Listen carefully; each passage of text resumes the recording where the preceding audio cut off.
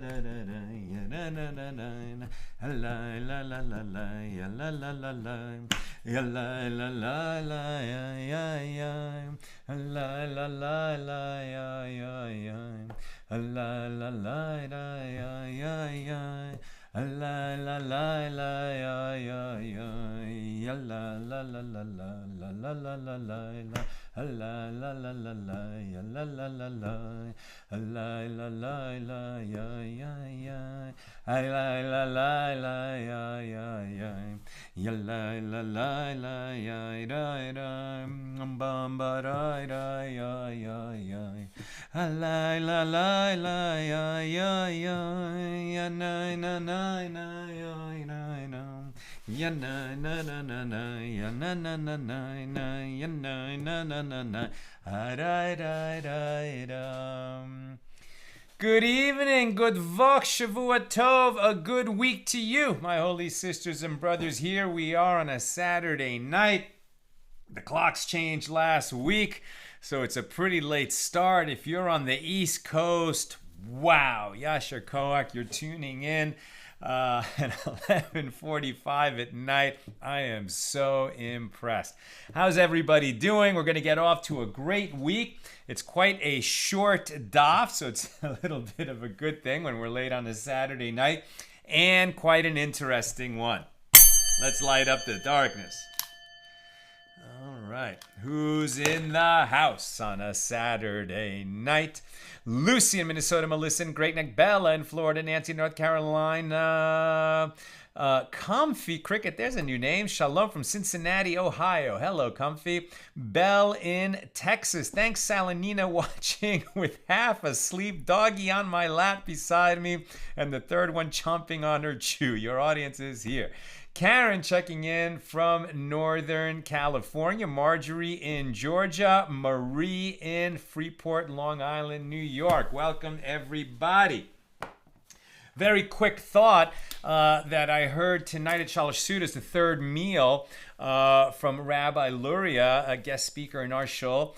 And he said something so beautiful. You know, these last few Torah portions have such an extensive description of the Mishkan, of the tabernacle. When you think of how we in our class are watching the sages derive important laws, sometimes from just an extra letter, an extra word here and there in the Torah, because every letter, every word choice is so important, and the Torah is often so terse on really important matters, then how are we to explain that the building of the tabernacle in the wilderness was just a one-time thing, a tabernacle that was not permanent, never intended to be permanent, eventually was replaced by the Holy Temple in Jerusalem, but that the building of this tabernacle, this temporary portable dwelling for the Shekhinah, for the presence of the Lord, fills up 450 verses in the Torah. Hundreds and hundreds of verses that all could have been summed up with the very simple, maybe one verse, and the people did exactly what Hashem commanded them to do in building the Mishkan. Why list every single detail repeatedly? Says Rabbi Luria, this is to tell you that the actions of the people who want to give to God and give of themselves and put out and do God's will, it's very dear to God, right? In the same way that it's not that hard to imagine, right, that a super wealthy man, right, a billionaire might have his billionaire office, right, and you go in for a meeting with him and it's like, wow, you're like this presence of such a powerful person. And behind his desk, there's a piece of art. And you look at it and it's like, it looks like, you know, just something really juvenile. And you're thinking, well, maybe it's modern art, you know, and it's like super valuable, super expensive. But the meeting goes well and you're really curious. And at a certain point he says, could you tell me about that piece of art behind you? And he gets a big smile and he says, you know, I wasn't able to have children for a long time, and then we finally had a child, and this is my child's first drawing, right? And it's so dear to me. It's better to me than any of the wonderful pieces of art that I have in my art collection. But this is my favorite one because it's the first thing that my child made, and he made it for me. right? So in the same way, what we do for God, when we give it up for God, when we make a little sacrifice, when we commit not to speak lashon hara, not to gossip, to be a little bit more meticulous in our service, to make sure we say that extra prayer with some intentionality, to show up on time, to learn a little bit more. Everything that we do because we love God and we want to make a little bit better service in our service of God, it's very, very dear to God. God has everything. What does God need from us? You might think that our actions aren't important. No. The lesson of the 450 verses describing the actions of the people who felt moved, they were generous of spirit, and they wanted to contribute and participate in the building of the Mishkan. It was very dear to God then, and it's dear to God now, whenever we try to be of service. And of course, what God loves best in our service, right, is when we take care of God's other children, as well as what we do privately and for God like that. But when we say that for God's sake, literally for God's sake, I want to be a more charitable person, a more patient person, a more giving person, very dear to God. Okay. Our daf tonight is page 54 here in Tractate Nazir, the 17th volume of the Talmud. We're in chapter 7, concluding our discussion of Mishnah number 2 and opening Mishnah number 3. Normally, I teach from the Koren Talmud, which, all my volumes are over there. And in the house, I have the Art Scroll Talmud, which is what I read the first time I went through Shas, the first time I read the entire Talmud with the Daf Yomi program. And so this was sort of like revisiting an old friend. And, they're both wonderful. They're really, really wonderful pieces, magnum opuses of work by all the people who contributed to these editions of the Talmud. The Art Scroll is different than the Koren. In some cases, like a little less user-friendly, a little bit more assuming knowledge and background, it's an education, yeshiva education, etc. However, it also has a more complete set of footnotes. What the Koren always has, which is great, is that when the sages are going back and forth on a matter of law, the Koren will tell you where the law ended up, right, and what we follow today. The Art Scroll doesn't have those halachic notes and tells you where the argument ended up. But whereas the Koren is elucidated by Rav Steinsaltz, an absolute giant, the Art Scroll is elucidated by a team of sort of modern sages, and then it includes commentary from many, many other sages as well. And so sometimes it's a little bit more informative if you want to get into the footnotes and sort of fish around and understand better concepts that are a little complicated. So anyway, just for a change of pace, tonight's daf, which is very short. And by the way, that's one thing that we don't have in the Koren. We just kind of move page to page, and the Hebrew or the Aramaic is kind of alongside. The pages are shown in the kind of Vilna Shas layout in the back, but we don't usually have those to look at. In the Art Scroll, it's always right next to the English, right? So the English in the Art Scroll tracks, like what's next to this gray bar next to the Aramaic here corresponds to the English that's here, right? So then when you go to the next page, it's the gray bar is here, and so this English corresponds to this lower part. But you always get like an instant visual of what it is that we're learning. This is the daf, and this is, as you can see, it's a short daf, and then the back is even shorter, right? So we have a short daf tonight. Here we go. Page 54a. We're concluding our Mishnah number 2 here in chapter 7, that these are matters for which if a Nazir, one who took the vow of Naziris, comes into contact, we know that if he comes into contact with the dead, he's going to have to bring the offerings for becoming impure from contact with the dead and shave his head and restart his count of days of being a Nazir.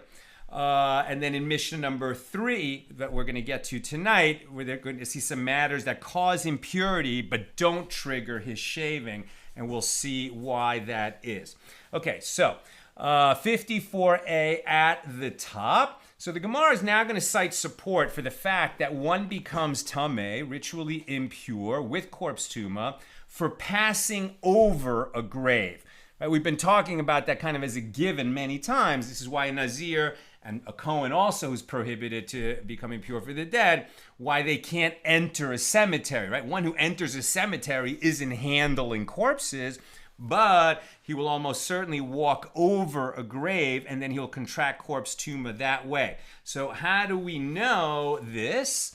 For the master said, the tumah of a corpse breaks through its enclosure and ascends, breaks through its enclosure and descends. Now, the previous Baraisa delineated the various items that transmit tumah via a roof, right? So that's called tumas ohel. We've talked about corpse tumah of a tent, that if you are under the same roof with human remains, so then even though you didn't touch them or cause them to be moved, you didn't carry them, if you're under the same roof, so then you've contracted corpse tumah. And if you're just a regular Jew, nothing really happens. But if the temple is standing and you want to bring an offering and enter the temple, right? It hasn't been in 2,000 years, but it's actually today's Haftorah that we were reading was from Ezekiel, last chapter.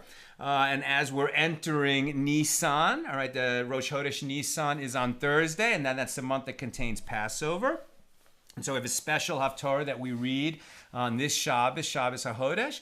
And Ezekiel describes the third temple and what the practices of the third temple will be. And that temple will be built when Mashiach comes, when the Messiah comes. At any rate, so if you're going to enter the temple grounds, then you have to be purified from corpse impurity with a 7-day purification that includes on the 3rd and 7th days being sprinkled with the waters of sprinkling that include the ashes of the red heifer. So prior to the Messiah coming and bringing the third temple, we expect there will be a red cow, right? A pure red cow that will be slaughtered in the proper way, and its ashes will be mixed with water so that people will have the ability to enter the temple and bring offerings. They have to be purified from corpse tumah.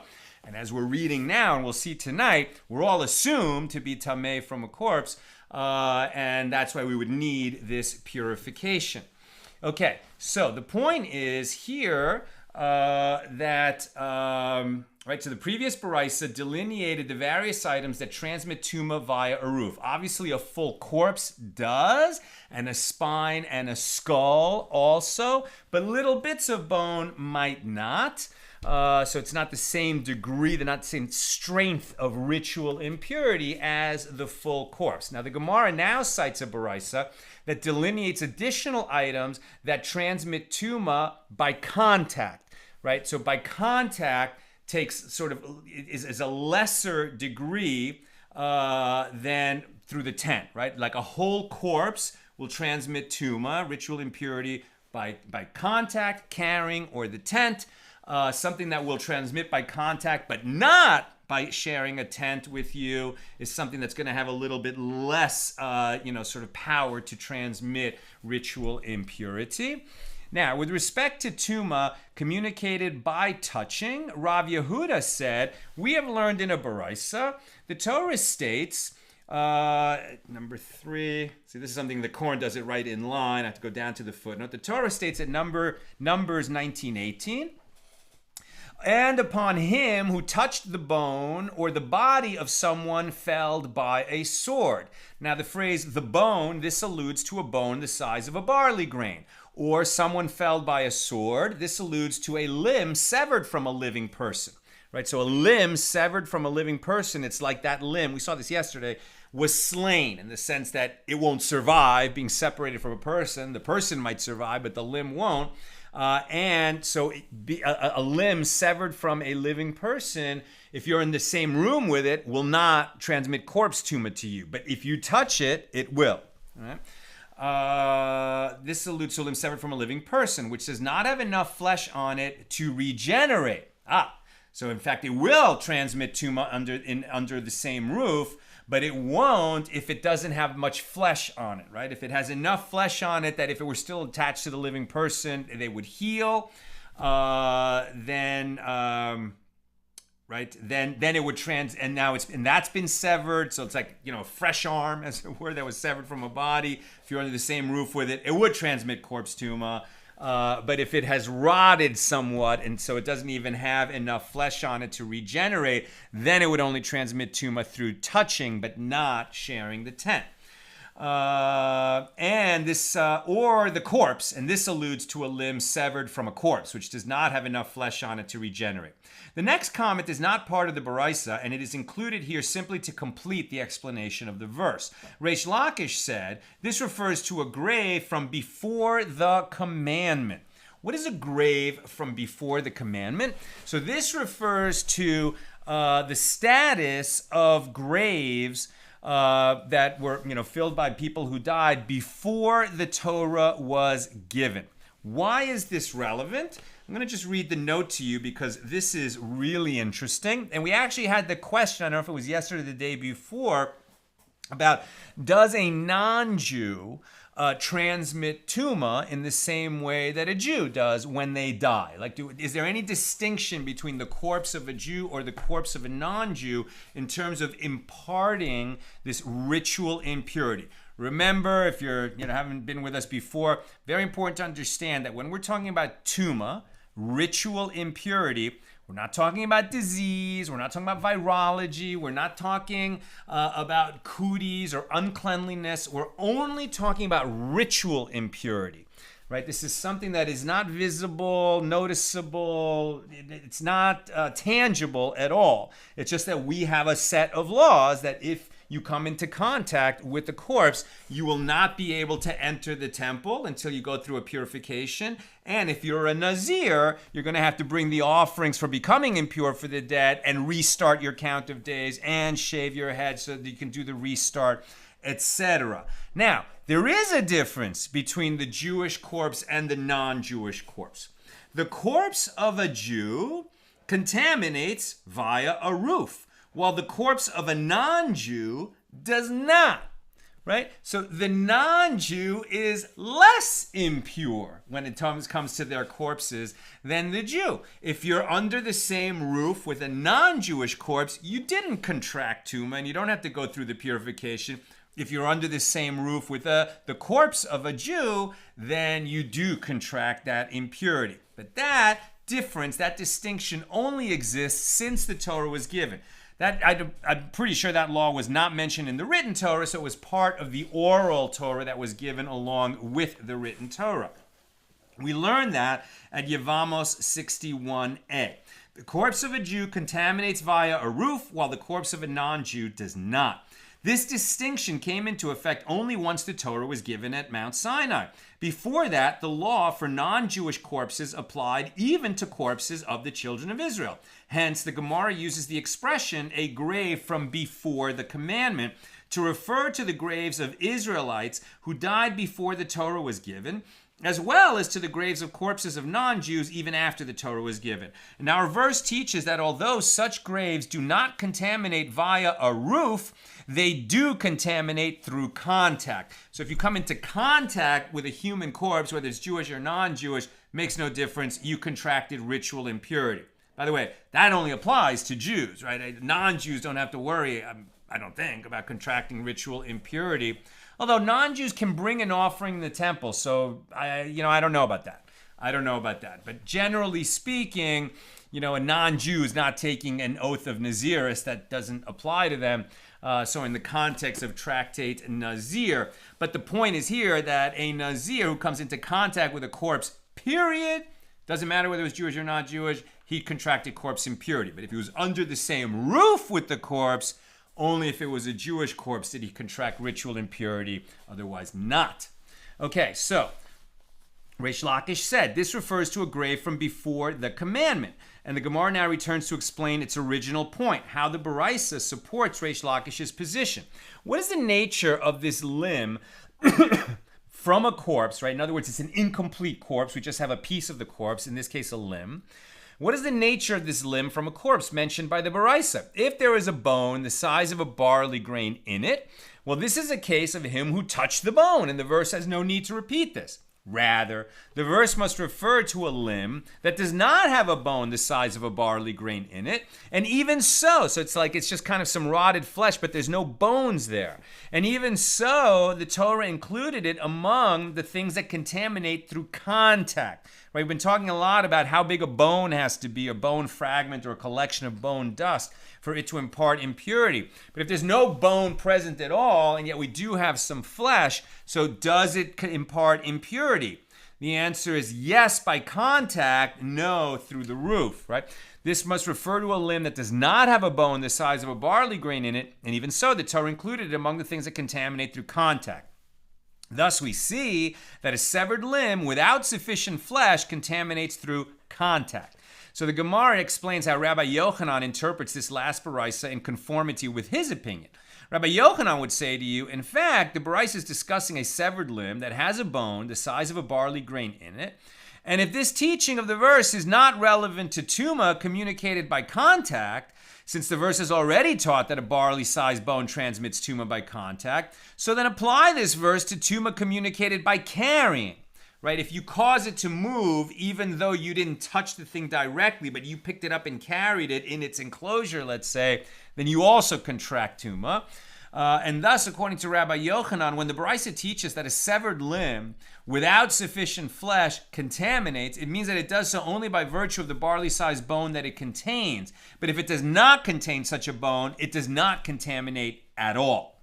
The Gemara returns to our Mishna, which states, for these contaminants, a Nazir shaves, right? Meaning he interrupts his Naziris, he has to bring the offerings of impurity, he has to shave his head, restart his count of days.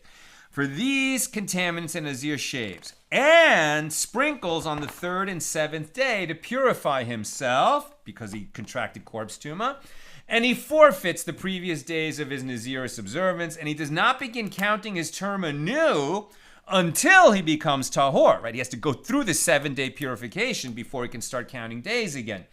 And we discussed when does he do his shaving is after he goes through his 7-day purification. So they inquired that which is stated by the Mishnah that he does not begin the count again until he becomes tahor, ritually pure. Does it refer to the 7th day of his purification following his sprinkling?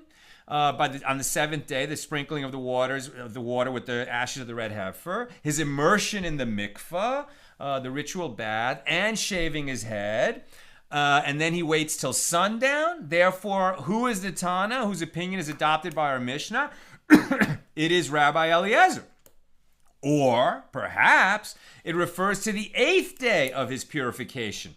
And what is meant until he becomes tahor, right? He can't start counting his days again until he becomes tahor, ritually pure. But how do we define that he became tahor again? Perhaps it means until he brings his offerings, the Nazir who brings his offerings. Well, in that case, who is the Tan of our mission is the rabbis who disagree with Rabbi Eliezer. So come, learn the answer from the following. Since the end of the Mishnah states that for the tumahs, the ritual impurities for which a Nazir does not shave his head, he begins to count immediately after his purification on the 7th day. This implies that in the beginning of the Mishnah, which speaks of the sources of impurity for which a Nazir does shave his head, what does the Mishnah mean when it states that he does not begin to count until he becomes ritually pure? It must mean until he brings his offerings on the 8th day. Therefore, who is the Tan of our Mishnah? It is the rabbis, meaning the majority who disagrees with Rabbi Eliezer, and they say that the Naziris of Tahara, i.e. the new count, does not take effect until the 8th day of his purification. And that concludes our discussion of Mishnah number 2 in chapter 7. Here's Mishnah number 3.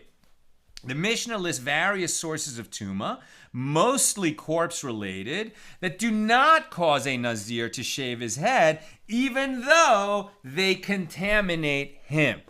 Now, why, if he's becoming impure with corpse tumah, and a Nazir has to shave his head if he becomes impure for the dead, so why would there be a category of sources of impurity with which he somehow comes into contact that cause him to become impure for the dead, but don't trigger him to shave his head, meaning also don't trigger him to have to bring the offerings of impurity, and don't trigger him to have to restart his count of days. What would that be?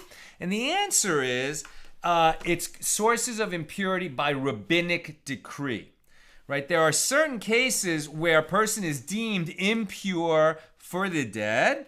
And the example that's going to be given is if he walks over a field where it was known that a body was buried somewhere in that field, but then a farmer came and plowed over the whole field. And so it's possible that little pieces of bone fragment got spread out in the field. Now, it's unlikely, but just as a sort of safety fence, right, a measure of safety, the sages decreed that in such a case, called a beis hapras, sort of a fragmented field, that it would be like overly large, right? And that anyone who came within 100 amos, 100 cubits of where the body was presumed to be, that person contracts corpse tumah. Right, as if he passed over bone fragments. Now, this is definitely a case of uncertainty. We don't know that for sure, but the sages were being very strict because we don't want somebody to come into the temple with any kind of corpse tumah. But since this is corpse tumah by rabbinic decree, not by biblical decree, it's not going to come and override the biblical prohibition on a Nazir to shave his head. And so that's why this is a case where they do become impure for the dead, but they don't shave their head. So, but for tumah transmitted by branchy canopies or stony protrusions. So, for example, if there was a big, thick branch of a tree that extended out from the tree, and there was a body buried under that branch, and you passed under that branch, so then for a moment, you and the corpse were under the roof, that thick branch, right? But only that branch, right? That tree might have a lot of branches that stick out. So you might have walked under a branch, but there's no certainty that you passed under the branch that also goes over the corpse. So that's where by rabbinic decree you have corpse tumah. But a Nazir does not shave his head for that kind of corpse tumah unless he knows he passed under the same branch that is over the grave. Likewise, stony protrusions, right? If beams or stones stick out from a wall, if you pass under for sure the same beam or stony protrusion that, covers a grave, then you have corpse tumah by biblical law. But if you just passed under a series of stony protrusions, one of which also extends over a grave, but you're not sure which one you passed under, then you'd be corpse tumah by rabbinic decree, and a Nazir would not shave for that. Also the beis hapras, which I described, a field where there had been a grave that was plowed over, or the land of the nations, meaning the whole world outside of Israel, right? In other words, the land where the Jews are not in charge, and so the rabbis don't have the power to decree that anywhere where there's a grave, it needs to be marked so that people don't pass over it accidentally, right? They don't do that in other countries. So if you walk through that place, you are assumed to have corpse tumah by rabbinic decree because the graves are not marked. But a Nazir who walked through some land outside of Israel without having any reason to believe he passed specifically over a grave, that's corpse tumah by rabbinic decree, but not triggering the offerings and the shaving of a Nazir. Also, or the coffin cover or the coffin walls, that's going to be explained, or a quarter log of blood, right, a smaller amount than the half log of blood that we saw, by biblical law results in him shaving and bringing offerings, or a roof association with a quarter kav of bones, or utensils that touch a corpse, or during the days of a Metzora's counting, right, somebody who has tzura'as, and that doesn't exist anymore, but that physical expression of a spiritual malady that existed when the temple was standing. And you would have to bring a priest, a Kohen, to examine the blotches on the skin to determine whether it's saras or not. And very often it was not ruled tsaras right away, but it was possible tsaras, then definite tsaras. Then he shaves, then he counts 7 days to see if it goes away, and then he shaves again if it has gone away, or there's going to be another 7-day waiting. So during those waitings between the first and second shaving of the Mitzorah, you're tamei. But again, any kind of tsaras, you're tamei, but you're not going to shave for that. For these, a Nazir does not shave for that. For these, a Nazir does not shave his head, but he does undergo sprinkling on the 3rd and 7th days, right? If you have corpse tumah, even by rabbinic decree, you have to go through the 7-day purification that includes sprinkling with the waters of sprinkling, with the ashes of the red heifer, but it doesn't trigger the Nazir shaving his head and resetting his count of days. Now we're in 54b. And he does not forfeit the preceding days, and he begins to count his term anew immediately upon his purification. Right? He doesn't have to lose all the days that he counted already, but his days while he's impure don't count toward his Naziris, and he has no obligation to bring the sacrifices of impurity. In truth, they said, the days of a zav or a zava and the days of confinement of a mitzorah, these count for him, right? Even there, it has nothing to do with corpse tumah, so he might be impure with the impurity of tsaras, but those days actually do count for him within his counts of Nazir, so long as he doesn't, eat grapes or shave his head, etc. That's Mishnah number 3. Here's the Gemara. The Gemara cites a Mishnah at Oholos 8.2, which defines the first 2 terms that occur in this Mishnah here, number 3 in chapter 7. And these are the branchy canopies, a tree that overhangs the ground, and stony protrusions are things that extend from a wall.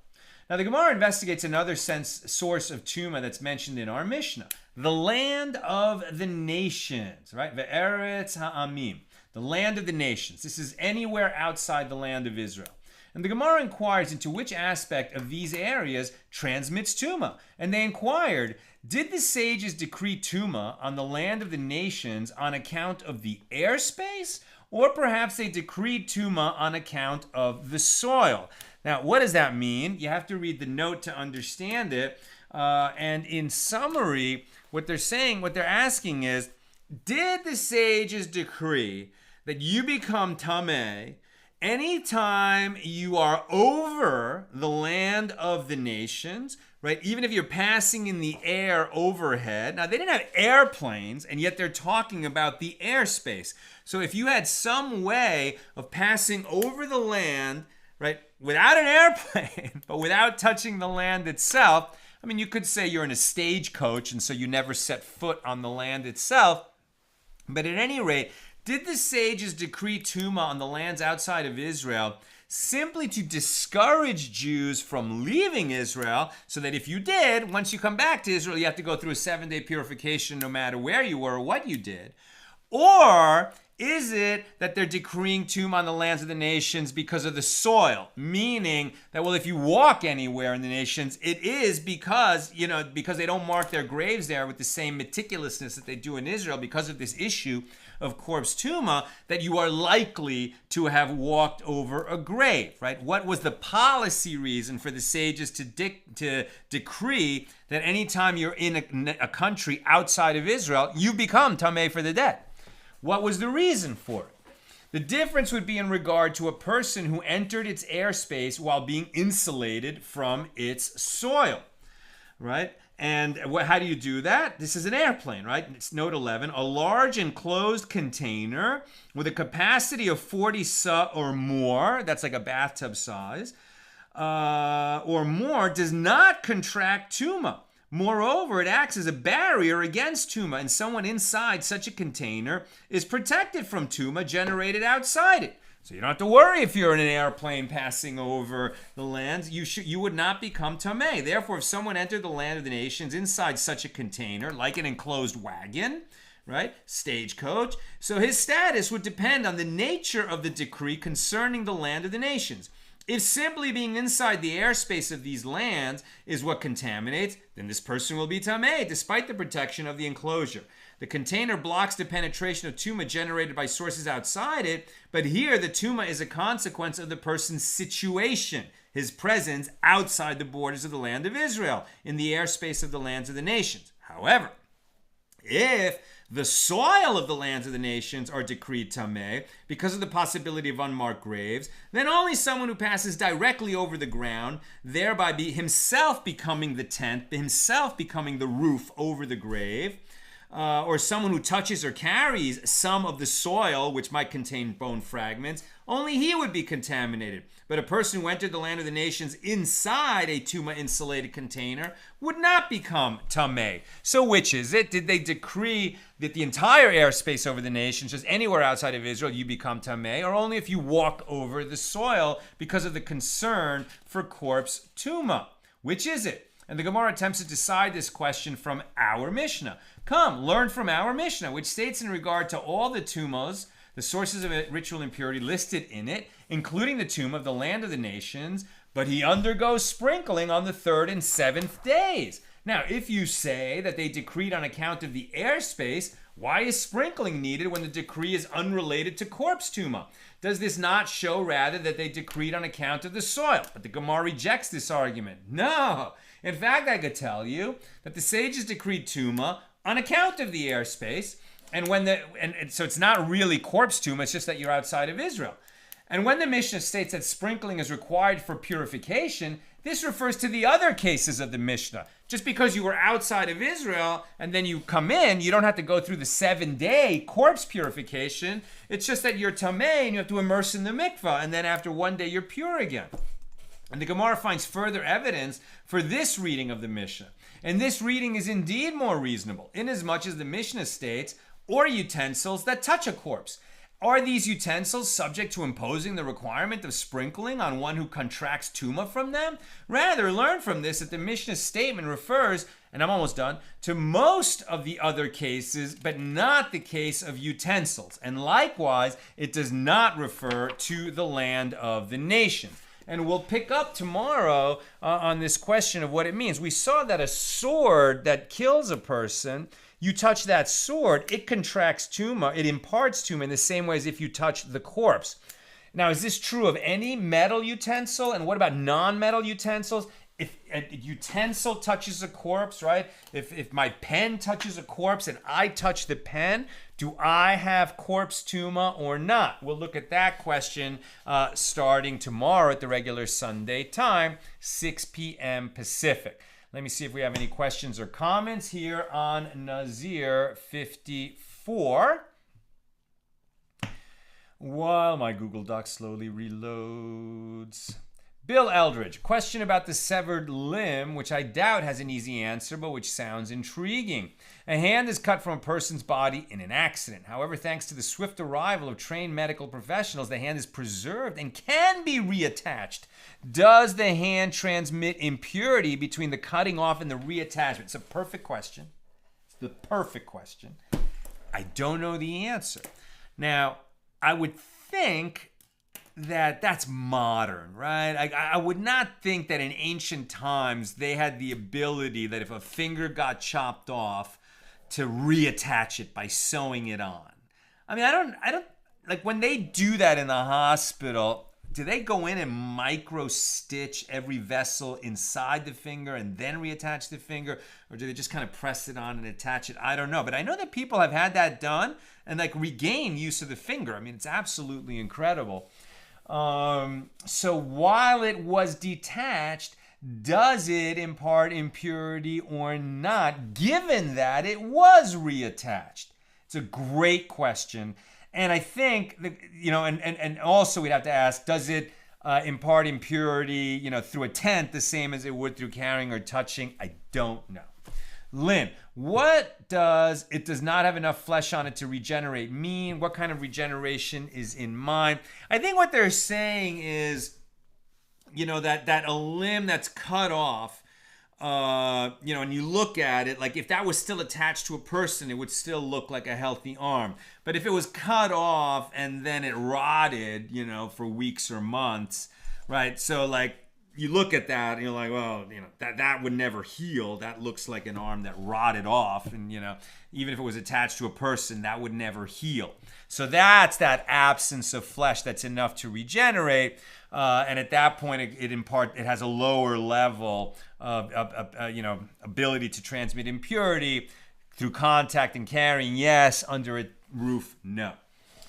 And Lynn also says, blood samples die eventually, the donor lives on. Does corpse tumah affect those who handle these blood samples?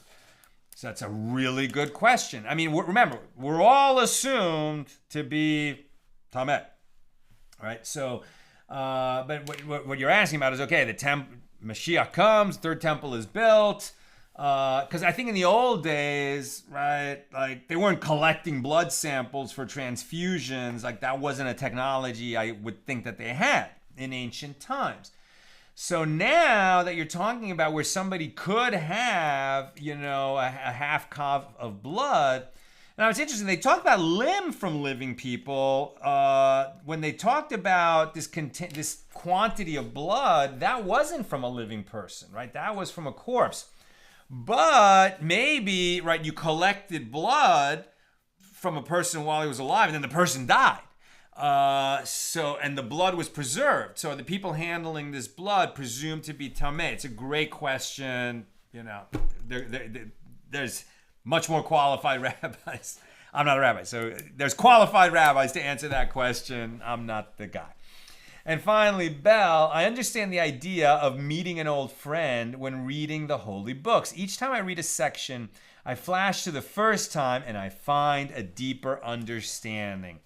Just so, right? We read the same Torah, cover to cover, every year, and every year we learn new things, but it's that same feeling of the old friend. We've read these passages before, but isn't it amazing to find a new level, a new secret, a new insight, a new way to become that better man or woman, husband or wife, father or mother, citizen, friend. So much we can learn to improve of ourselves. And I'll leave you with one final idea. I was reading last night a wonderful book called The Duties of the Heart, Havis Levavos.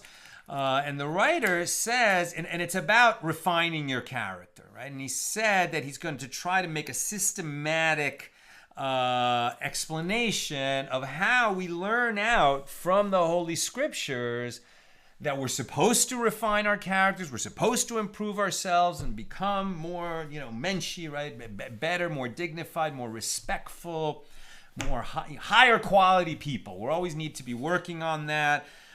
So how do we learn out from Scripture that we have that obligation, and how do we actually do it based on the teachings of Scripture? And he said that when he set out to write that, he stopped and said, who am I to write this book? I'm going to write a book about telling people that they have to refine their character. I can't say my character's perfect. Who am I to write such a book? And then he put the project aside because he said he's just not a righteous enough, not a kindly enough, not a respectful enough person, not a perfect person. And who is he to write such a book about perfecting one's character? And then he said, well, wait a minute. If I don't write the book, who's going to write it? Who is so perfect and has enough time to write all the books that can only be written about perfecting oneself if only perfect people can write such books? And he said, of course it's not limited to people who've perfected themselves to write such a book, but it's in all our power to aspire to perfect our character, and we should never be discouraged because we make mistakes, because we make a transgression, because we're constantly telling ourselves, I will not speak lashon hara, I will not gossip about people, I will not talk about people in any kind of negative or unnecessary way. And then you find that you did it. And you're like, oh, I can't believe I just did that. Okay, but the fact that you feel like, oh, I can't believe I just did that, means you're growing, because it was a time in your life when you wouldn't have even noticed that you spoke prohibited speech. And you should never be discouraged in your ambition to grow by the setbacks that we have, because we're human, and of course we're going to have setbacks, but the fact that we notice the setback and resolve to do better is holy work. Shavua Tov, a good vach. May you have a great week, and look forward to